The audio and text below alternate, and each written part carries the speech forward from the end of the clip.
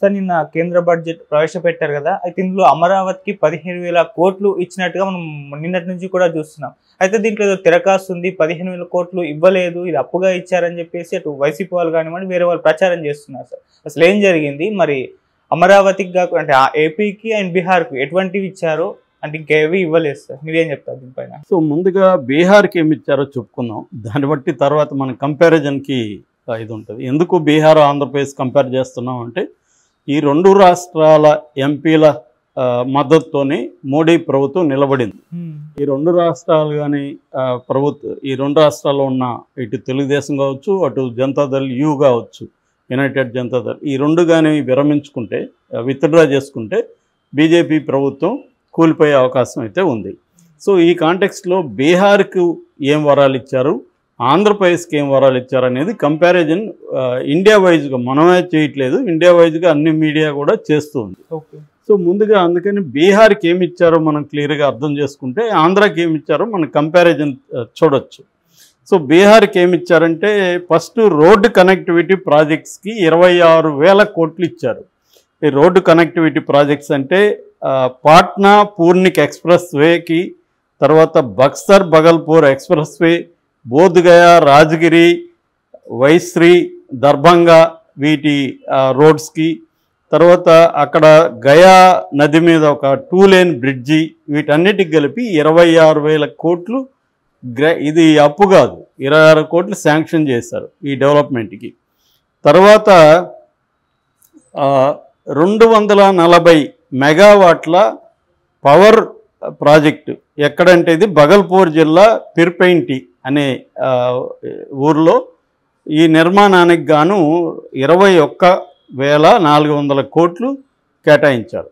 Already 26,000, ఇక్కడ 21,400. ఇది కాకుండా ఫ్లడ్ అసిస్టెంట్ వరద నివారణకు సంబంధించి కోసి మెచి ఇంటర్ స్టేట్ లింక్ కోసం ఒక 11,500 కోట్లు కేటాయించారు. అంటే డబ్బులు ఆల్రెడీ అలొకేట్ చేసినవి. ఇవి అలొకేట్ చేసిన మనీ ఈ 3 ప్రాజెక్టులకి, ఇప్పుడు నేను చెప్పిన రోడ్డు కనెక్టివిటీకి, తర్వాత పవర్ ప్రాజెక్ట్కి, ఫ్లడ్ అసిస్టెంట్కి, ఈ మూడిటికి కలిపి దాదాపు 52,000 కోట్లు దీనికి కేటాయించారు. అంటే 52,000 కోట్లు బీహార్కి కేటాయించారు, ఆల్రెడీ అలొకేట్ చేశారు. చేయకుండా హామీలు ఇచ్చినవి ఏవేవంటే industrial node Gaya Amritsar Kolkata industrial కారిడార్లో గయా దగ్గర ఉన్న ఇండస్ట్రియల్ నోడ్ డెవలప్ చేస్తామని చెప్పారు. అలాగే Vishnupad temple corridor, Mahabodhi temple corridor, Nalanda, Rajgir, ఈ టూరిస్ట్ డెవలప్మెంట్కి వికాస్ అండ్ ఇంకేదో పదం చెప్పింది, అంటే డెవలప్మెంట్ అండ్ కల్చర్ రెండింటినీ కలిపి డెవలప్ చేయబోతున్నాం, అంటే టూరిజం ప్రాజెక్ట్స్కి డెవలప్ చేయబోతున్నాం అని చెప్పారు. అది కాకుండా ఒక కొత్త ఎయిర్పోర్టు, మెడికల్ కాలేజెస్లు, స్పోర్ట్స్ ఇన్ఫ్రాస్ట్రక్చరు ఇవన్నీ కూడా డెవలప్ చేస్తామని చెప్పారు. అంటే బీహార్కి మనీ అలొకేషన్ ఏమో 52,000 కోట్లు. అవి కాకుండా టూరిజం కావచ్చు, తర్వాత ఎయిర్పోర్ట్లు, మెడికల్ కాలేజీలు, ఇండస్ట్రియల్ డెవలప్మెంట్ కారిడార్సు, ఇవన్నీ హామీలు ఇచ్చారు. ఇప్పుడు ఆంధ్రప్రదేశ్కి వచ్చి ఏమి ఇచ్చారు? ఆంధ్రప్రదేశ్కి ఫస్ట్ ఇచ్చింది వచ్చి అమరావతి డెవలప్మెంట్కి మేము అసిస్ట్ చేస్తాము. మేమేం చేస్తామంటే 15,000 కోట్లు ఫెసిలిటేట్ చేస్తాము, అరేంజ్ చేస్తాము, వివిధ డెవలప్మెంట్ ఏజెన్సీల ద్వారా చేస్తామని ఆమె చెప్పింది. దీన్ని తెలుగుదేశం వాళ్ళు ఏదో 15,000 కోట్లు అమరావతికి ఇచ్చేశారు అని చెప్తున్నారు. నిజానికి ఇవ్వలేదు. 15,000 కోట్లు గ్రాంట్ కాదు, ఎయిడ్ కాదు, 15,000 కోట్లు అప్పు.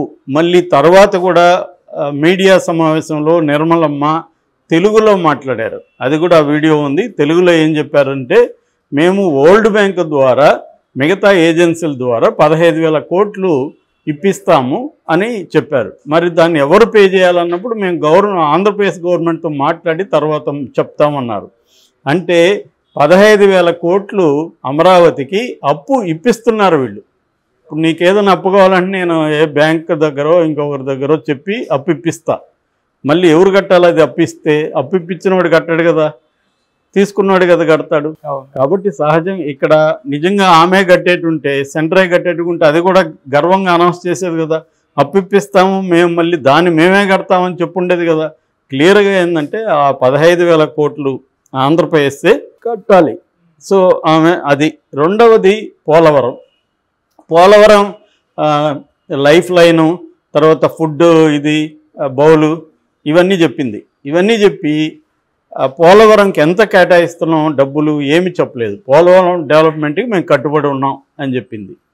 సో అలొకేషన్ అనేది ఇంకా తెలియదు. ఒకవేళ ఏమైనా తర్వాత అలొకేట్ చేస్తారనేది చూడాలి. ఇప్పటికైతే అలొకేషన్ కానీ ఏమీ లేదు, జస్ట్ హామీ మాత్రమే. అట్లాగే విశాఖ చెన్నై కారిడార్లో కొప్పర్తి దగ్గర ఒక ఇండస్ట్రియల్ కారిడార్కి మేము హెల్ప్ చేస్తాము.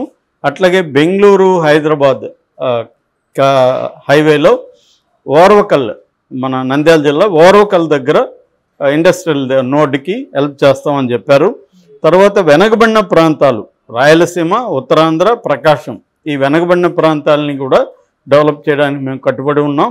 అట్లాగే విభజన చట్టంలోని హామీలు కూడా నెరవేర్చడానికి మేము కట్టుబడి ఉన్నాం అనేది చెప్పారు. అయితే చెప్పనిది ఏంటంటే పెట్రోకెమికల్ ప్రాజెక్టు గురించి చెప్పలేదు, తర్వాత కడప స్టీల్ ప్లాంట్ గురించి చెప్పలేదు, విశాఖ విజయవాడ మెట్రో రైలు ప్రాజెక్టు గురించి చెప్పలేదు, తర్వాత వెనకబడిన ప్రాంతాలకి గ్రాంట్ ఎంత ఇస్తారనేది ఏమి చెప్పలేదు. ఇవేవీ లేదు. ఈవెన్ పోలవరం పునరావాసానికి అంటే రీహాబిలిటేషన్కే దాదాపు 12,000 కోట్లు ఖర్చు అవుతుందని చెప్తున్నారు అంచనా. దాని గురించి ఏమీ చెప్పలేదు. అంటే ఆల్రెడీ మనకు స్టేట్ రీఆర్గనైజేషన్ యాక్ట్ కింద రావాల్సిన వాటినే మళ్ళీ హామీలు ఇచ్చారు. కొత్త హామీ ఒకటి కూడా లేదు. ఆంధ్రప్రదేశ్ డెవలప్మెంట్కి ఎటువంటి హామీ లేదు.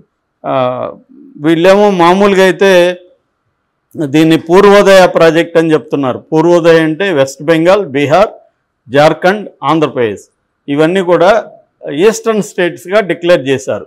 నిజానికి Andhra Pradesh south state, southern state, కానీ ఈస్టర్న్ స్టేట్గా డిక్లేర్ చేసి పూర్వోదయ ప్రాజెక్ట్ కింద వీటిని అన్నిటి డెవలప్ చేస్తూ ఉన్నారు.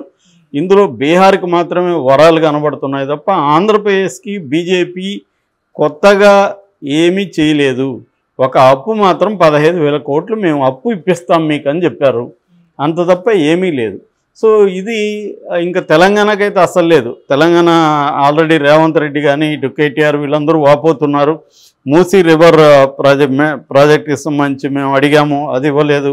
మెట్రో రైలు విస్తరణకు అడిగాము, పాలమూరు ఎత్తిపోతుకి అడిగాము, పారమా విలేజ్కి అడిగాము, తర్వాత వరంగల్ ఎయిర్పోర్ట్కి అడిగాము, ఐఐఎం అడిగాము.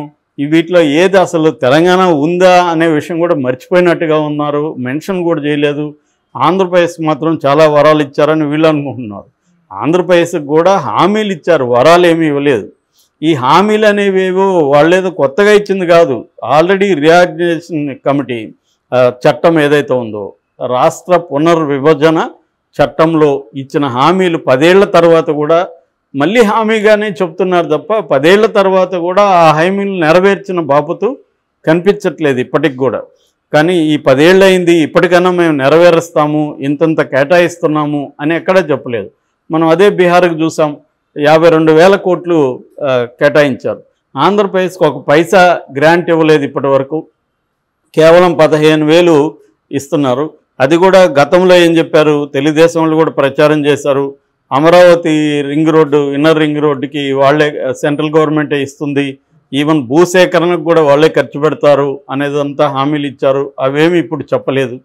క్లియర్గా ఆమె వరల్డ్ బ్యాంక్ ద్వారా మీకు అప్పు ఇప్పిస్తాము అనేది చెప్పారు. అంటే వరల్డ్ బ్యాంక్కి మేము రికమెండ్ చేసి బాబు పలానా ఆంధ్రప్రదేశ్ అమరావతి క్యాపిటల్కి డబ్బులు ఇవ్వండి అని చెప్పారు. అది నెరవేరచ్చు, నెరవేరకపోవచ్చు. వీళ్ళ మాటని వరల్డ్ బ్యాంక్ ఇస్తుందా లేదా కూడా తెలియదు. సో దీనికే వీళ్ళు చంకలు గుద్దుకుంటున్నారు తెలుగుదేశం బ్యాచ్.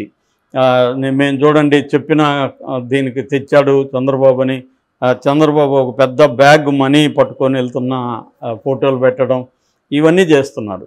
ఇది నిజానికి ప్రజలను మోసగించడమే క్లియర్గా. ఎందుకంటే ఖచ్చితంగా మనకి అన్యాయం అయితే జరిగింది బడ్జెట్లో, ఆంధ్రప్రదేశ్కి జరిగింది, ఇంక తెలంగాణకి అయితే అసలు లేదు.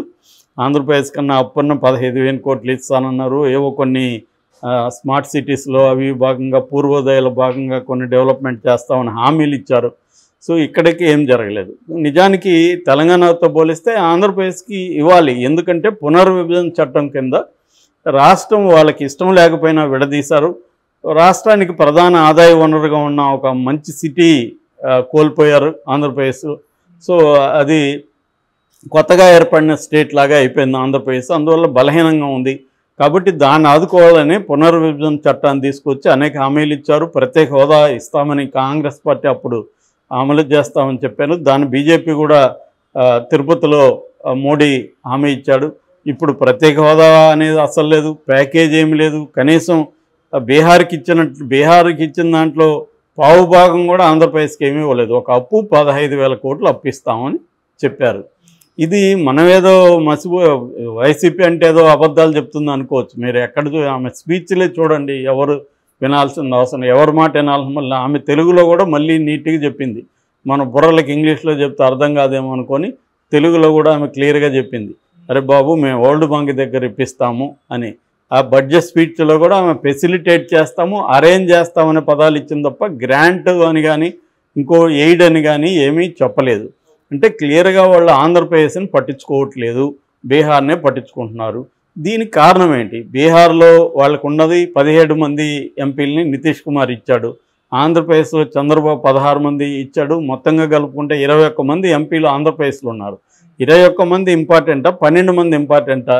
కానీ 12 మందికే ఇంపార్టెన్స్ ఇస్తుంది. దీనికి కారణాలు ఏంటి అనేది కానీ చూస్తే నితీష్ కుమార్ అండ్ జనతాదళ్, యునైటెడ్ జనతాదళ్ చాలా స్ట్రాంగ్గా డిమాండ్ చేస్తున్నారు. వాళ్ళు ప్రత్యేక హోదా కావాలని, అసలు మేము మీతో కలిసిందే ప్రత్యేక హోదా కోసం, మా రాష్ట్ర ప్రయోజనాల కోసం అని చాలా గట్టిగా మాట్లాడుతున్నారు.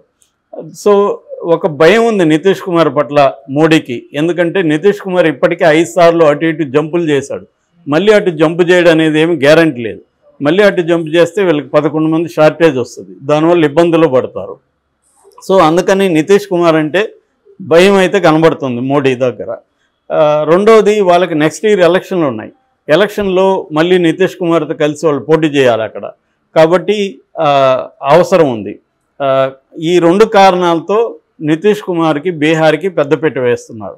మూడవ కారణం ఏంటంటే జనరల్గానే నార్త్ ఇండియాకి ఎప్పుడు కూడా బీజేపీ ఇంపార్టెన్స్ ఇస్తుంది తప్ప సౌత్ ఇండియన్ స్టేట్స్కి ఎప్పుడు ఇంపార్టెన్స్ ఇవ్వదు అనేది కూడా అనేక సార్లు విమర్శలు వినిపిస్తున్నాయి. అందులో భాగంగానే మొత్తం ఇప్పుడు ఒక గుజరాత్ అహ్మదాబాద్ ముంబై బుల్లెట్ ట్రైన్కే 1,00,000 కోట్లు కేటాయించారు. సో అక్కడ 1,00,000 కోట్లు కేటాయించి ఆంధ్రప్రదేశ్కు పైసా రాల్చకుండా, తెలంగాణకు పైసా రాల్చకుండా, సౌత్లో ఏమీ డబ్బులు ఇవ్వకుండా అక్కడ డెవలప్మెంట్కి మాత్రమే ఫోకస్ చేస్తుంది బీజేపీ ప్రభుత్వం గత 10 ఏళ్లలో అనేది క్లియర్గా అర్థమవుతుంది. ఇక మన వైపు నుంచి చూసుకున్నప్పుడు చంద్రబాబు కానీ పవన్ కళ్యాణ్ కానీ దీనికే మురిసిపోతూ వాళ్ళు మాట్లాడుతున్నారు తప్ప వాళ్ళు ఏమీ డిమాండ్ చేసే పరిస్థితిలో చంద్రబాబు లేడు, పవన్ కళ్యాణ్ లేడు. దీనికి ప్రధాన కారణం ఏంటి? చంద్రబాబుకి ఒక భయం ఉంది, మళ్ళీ మనం ఎన్డీఏలోంచి బయటకు వస్తే, మనం ఇప్పుడు ఇండియా కూటమిలోకి పోతే మళ్ళీ మనకి ఇబ్బందులు వస్తాయి, గతంలో ఇదే తప్పు చేశాము అని చంద్రబాబు ఒక భయపడుతున్నాడని చెప్పచ్చు. మనం ఆయనకున్న పరిస్థితుల రీతే ఆయన భయపడుతున్నాడు. ఇంకా పవన్ కళ్యాణ్ గట్టిగా అడిగే పరిస్థితిలో లేరు. అందువల్ల ఇంకా జగన్ 5 ఏళ్ళు ఉన్నప్పుడు జగన్ ఏం సాధించలేకపోయాడు. ఎందుకంటే జగన్ సాధించలేకపోయినప్పుడు అర్థం చేసుకోవచ్చు, ఎందుకంటే జగన్కి ఆ ప్రభుత్వంలో పట్టలేదు. ఇప్పుడు ఇక్కడ మనం రేవంత్ రెడ్డి సాధించలేకపోయాడని రేవంత్ రెడ్డి నిందించలేం కదా. అట్లాగే జగన్ కూడా అప్పుడు మద్దతు ఇచ్చాడు తప్ప గట్టిగా ఏదో కొంత అప్పు తేగలిగాడు పథకాలకి వాటికి, అంత తప్ప జగన్ ఏం పెద్ద ఎత్తున సాధించింది ఏమీ లేదు. అట్లాగే చంద్రబాబు, ఇప్పుడు ఎందుకు చంద్రబాబుని మనం విమర్శిస్తున్నాం అంటే చంద్రబాబు ప్రభుత్వంలో ఉన్నాడు, అక్కడ కీలకం 21 మంది ఎంపీలు ఆంధ్రప్రదేశ్ నుంచి ఉన్నారు. కనీసం చంద్రబాబు ఎవరు వద్దనుకున్న 16 మంది ఉన్నారు. 16 మంది ఎంపీలను పెట్టుకొని గట్టిగా ఎందుకు డిమాండ్ చేయట్లేదు అనేది ఇప్పుడు చంద్రబాబును అయితే ఖచ్చితంగా ప్రశ్నించాలి. నిన్న షర్మిల కూడా కరెక్ట్ ప్రశ్నలు అడిగింది.